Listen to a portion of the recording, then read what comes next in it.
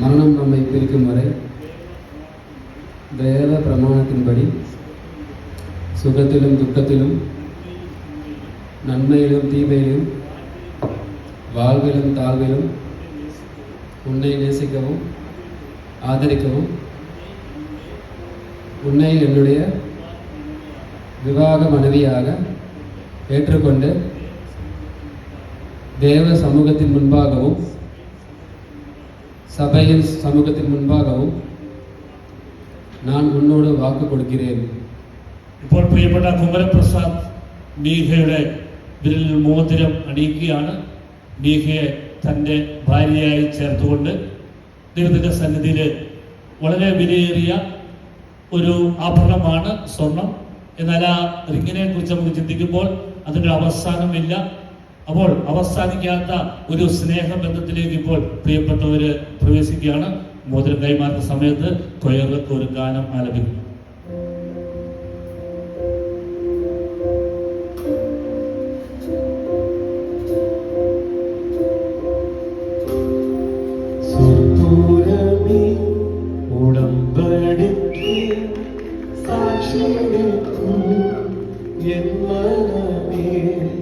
സ്വർഗസ്ഥരിൽ ദമ്പതികൾ ആശീർവാദം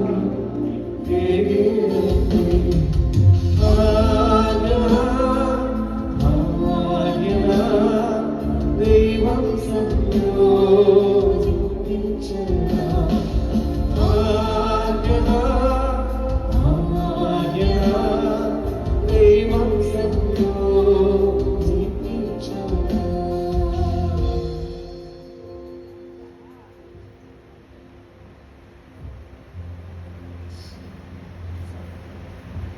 ഈ സമയം മീഖ കുമാരപ്രസാദിനോട് വാഗ്ദത്തം ചെയ്യുകയാണ്.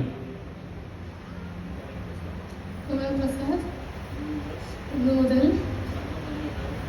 മരണം നമ്മെ വേർപിരിക്കണമെന്ന് ദൈവവചനത്തിന് പ്രകാരം സുഖത്തിലും ദുഃഖത്തിലും സമ്പത്തിലും ദാരിദ്ര്യത്തിലും നന്മയിലും തിന്മയിലും അങ്ങനെ സ്നേഹിക്കുകയും അനുസരിക്കുകയും ശുശ്രൂഷിക്കുകയും ചെയ്തുകൊണ്ടുവന്ന് സർവശക്തനായ ദൈവത്തിൻ്റെയും ഈ സഭയുടെ മുൻപാകെ അങ്ങോട്ട് വാഗ്ദത്തം ചെയ്യും.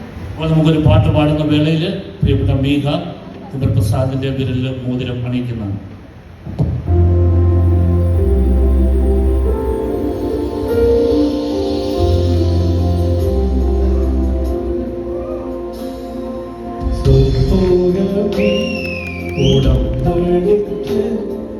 സാക്ഷി സ്വർഗസ്ഥരിൽ ദമ്പതികൾ ആശീർവാദം ദൈവം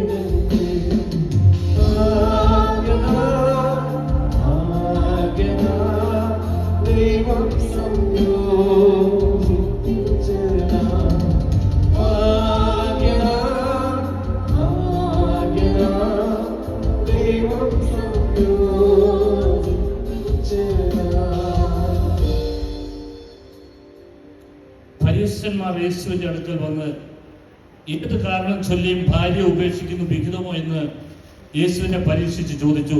അതിന് യേശു സൃഷ്ടിച്ചവൻ ആദിയിൽ അവരെ ആണും പെണ്ണുമായി സൃഷ്ടിച്ചു എന്നും അത് നിമിത്തം മനുഷ്യൻ അപ്പനെയും അമ്മയും വിട്ട് ഭാര്യയോട് പറ്റിച്ചേരും, ഇരുവരും ഒരു ദേഹമായി തീരുമെന്ന് അരുളി ചെയ്തു എന്നും നിങ്ങൾ വായിച്ചിട്ടില്ലയോ?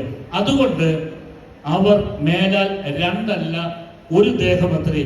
ആകയാൽ ദൈവം യോജിപ്പിച്ചതിനെ മനുഷ്യൻ വേർപിരിക്കരുത് എന്ന് ഉത്തരം പറഞ്ഞു. ഈ സമയം ദൈവ സന്നിധിയിൽ ദൈവ ഉടമ്പടി പ്രകാരം ഏകദേഹമായി തീർന്നിരിക്കുന്ന